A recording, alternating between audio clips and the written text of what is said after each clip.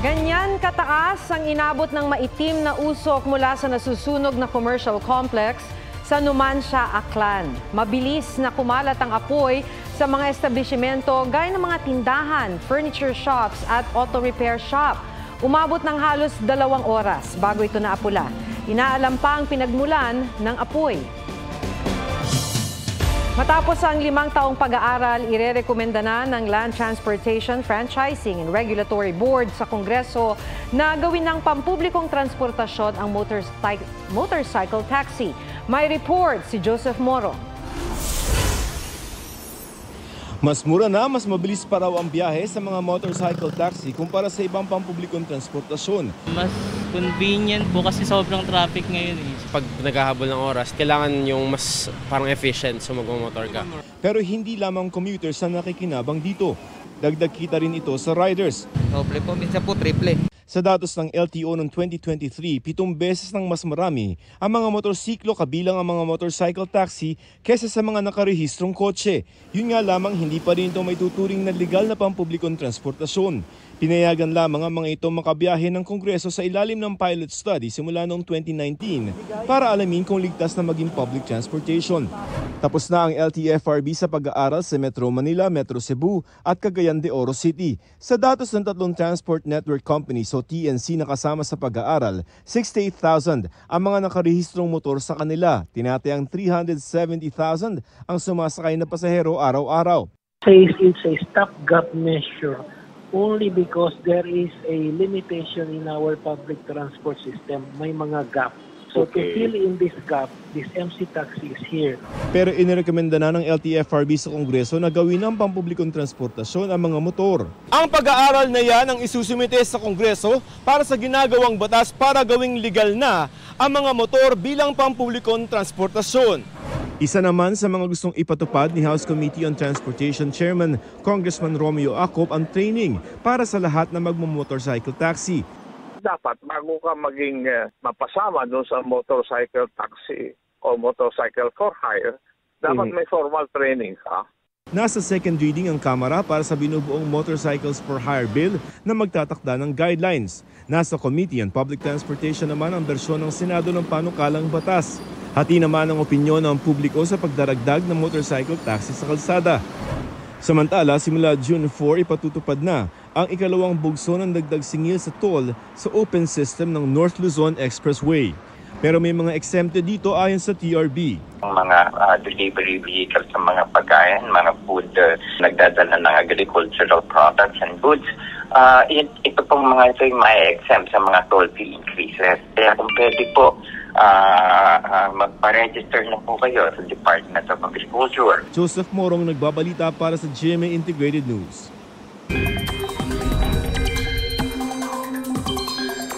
Ihanda na po ang inyong mga payong at kapote. Opisyal nang idineklara ng Pag-asa ang pagsisimula ng tag-ulan. Pero paglilinaw ng ahensya, kahit tag-ulan na, hindi naman tuloy-tuloy o araw-araw ang ulan. Pwede pa rin daw magkaroon ng monsoon breaks. Posible rin ang mainit na panahon sa ilang lugar pero maaaring hindi na kasing tindi noong tag-init. Patuloy namang hinahatak o pinalalakas ng papalayong bagyong Aghon ang southwest monsoon o ang hanging habagat. Sa rainfall forecast ng Metro Weather, umaga pa lang may ulan na bukas sa Ilocos Region, Zambales, Bataan, Pangasinan, Mindoro Provinces at Palawan. Uulanin din ang iba pang bahagi ng Northern at Central Luzon sa bandang hapon. Posible ang malalakas na ulan kaya maging alerto sa banta ng pagbaha o pagguho ng lupa. Posible rin ang pag-ulan sa ilang lugar sa Visayas at Mindanao, lalo sa Panay Island, Caraga, Davao Region, Northern Mindanao at Soxargen. Mataas din ang tsansa ng ulan sa Metro Manila. Samantala, may binabantayang cloud cluster o kumpul ng mga ulap sa kanlurang bahagi ng bansa sa labas ng PAR. Posible raw yang maging low pressure area. Nahuli na ang suspect sa pamamaril sa driver sa EDSA Ayala Tunnel. Ang tinitingnang anggulo sa krimen, road rage. May report si Oscar Oida.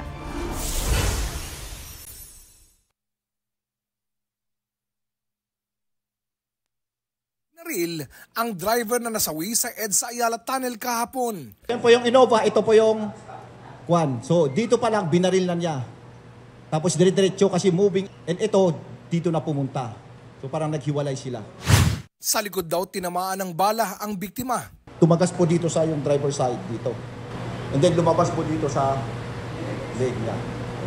Sa Pasig, natunton ng mga pulis ang suspect na isa umunong negosyante.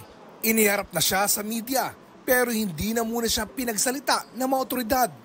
Per the testimony of one of the living witness, nakasakay dun sa Innova mismo, she is telling that merong gitgitan sa kalsada. So that shows yung motive.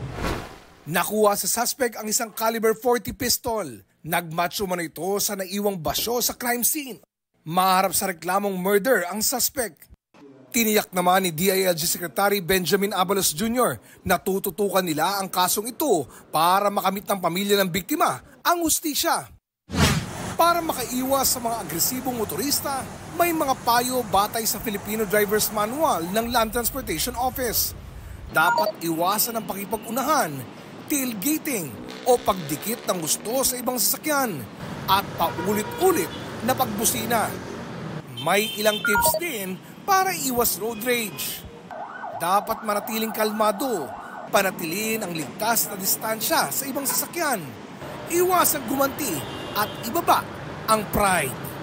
Oscar Oida, nagbabalita para sa GMA Integrated News.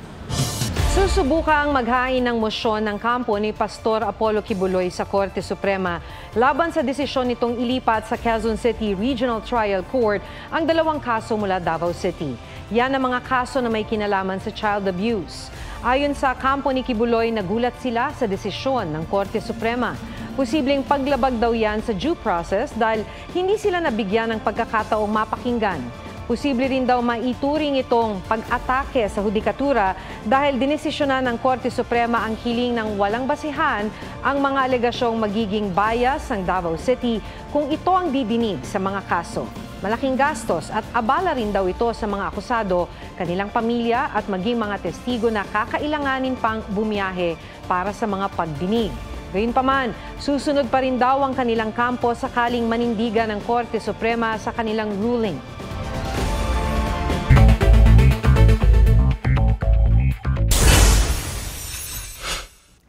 Mga naglalakihang tipak ng bato humambalang sa kalsada sa Barangay de la Paz, Batangas City.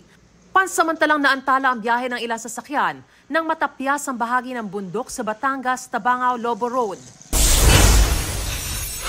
12.1% ng mga kabataang Pinoy may anemia ayon sa Food and Nutrition Research Institute and Department of Science and Technology. Katumbas daw yan ang isa sa bawat 10 bata na edad 6 hanggang 12. Para maabatan, ito ang payo ng DOST. Kumain ng manok, baboy at gulay tulad ng malunggay, alugbati at talbos ng kamote. Sangkatutak na gamo-gamo naglabasan sa Lawag City, Ilocos Norte matapos ang pag-ulan. Pinagpiyasta nito ng mga manok. Mariz Umali nagbabalita para sa GMA Integrated News. May mga kaagapay ang gobyerno sa paglilinis ng basura sa mga daluyan ng tubig para hindi lumala ang pagbaha. Ang mga tinaguriang River Rangers. Pero kahit anong sipag daw nila, tila hindi nauubos ang mga basura. May special report si Ian Cruz.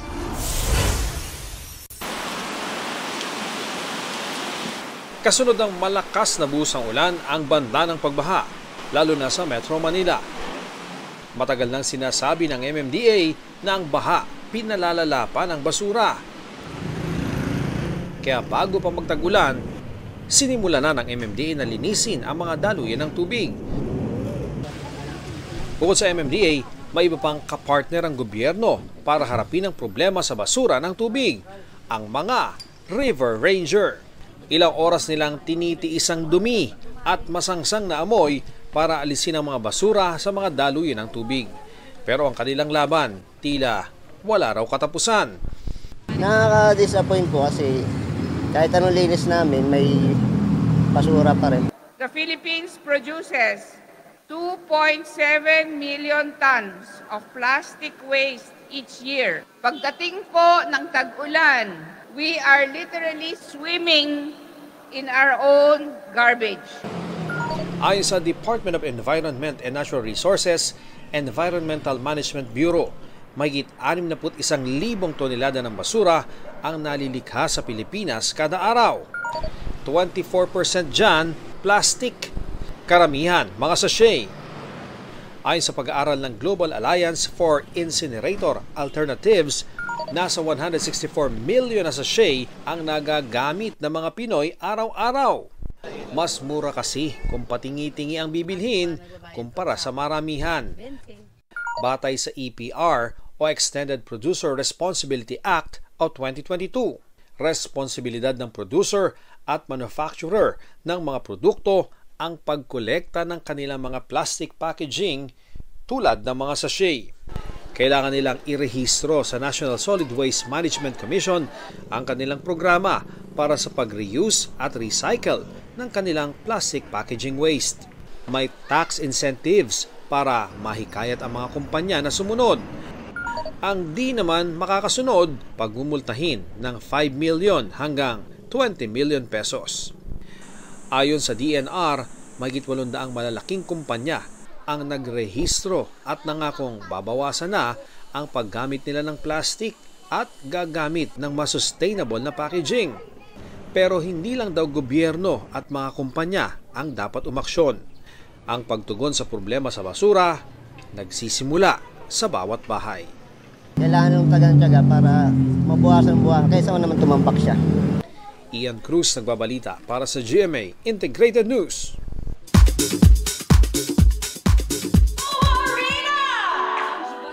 Matapos mag-host ng Miss Universe Philippines, Gabby Garcia enjoy naman sa bakasyon sa Siargao, kasama ang boyfriend na si Khalil Ramos.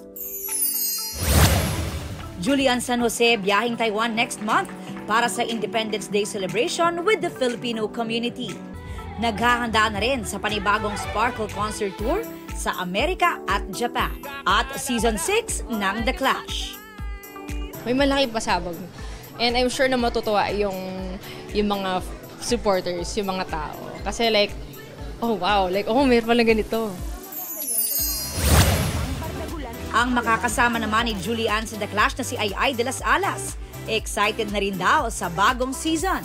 Ang maganda kasi sa The Clash, every season, marami siyang twist. Balik bansa si Sparkle star Kelvin Miranda matapos tanggapin ang Prolific Dramatic Award sa Jinseo Arigato International Film Festival. Nagpapasalamat po ako sa mga nagtiwala at pumili para mailagay po ako sa pagkilala na yun. English-Albanian singer na si Dua Lipa magbabalik bansa para sa Radical Optimism Tour concert sa Nobyembre. Aubrey Carampel nagbabalita para sa GMA Integrated News.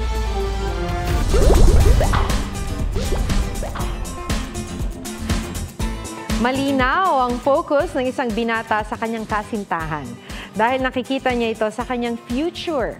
Kaya habang nagtitest ng autofocus sa kamera ang nobya, isang promise ring ang kanyang sorpresa. Pusuan na yan sa report ni Marizu Mali.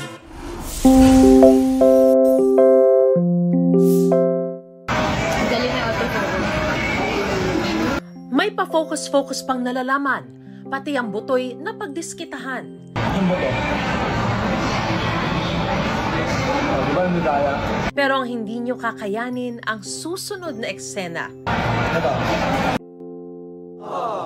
Nag-focus nga sa tagos hanggang butong kilig ng nag-iisang pinagpala sa ganda, ang may pinakamahabang buhok na si Christine Joy Gonzalez. One and only focus ng kanyang boyfriend na si Air Vargas na nagbaon ng smooth riz. Pero walang hocus-pocus. Talagang nasurpresa si Christine. Gusto kong bumanat sa kanya, ganon. Tapos siya yung naglabas ng something. Ako yung na-surprise, ganon. Sobrang unexpected talaga. Biglang date lang daw nila ito na sila lang dalawa dahil laging kasama ang friends kapag gumagala. At habang naghihintay ng in-order na pagkain, nagpaalam si Air na kunwaring magsi-CR. Yun pala, bumili na ng sing-sing. Sobrang tagal niya nag-autofocus talaga. Kasi sabi ko, why not? Ganun na nga lang. Yung ring kaya yung autofocus ko. Kaya pagpalit ako sa kanya to sit on the other side para mas madali kong bubulot. Ito raw ang promise ring niya sa kanilang 6 na taong relasyon. masyado na kami nagiging serious about the future. Promise for future commitment. May mga plano kami after I graduated college. Pangakawakan ko na ito palang partner ko is committed na sa akin. Gano'n na nakikita niya na ako in the future. Mariz Umali nagbabalita para sa GMA Integrated News.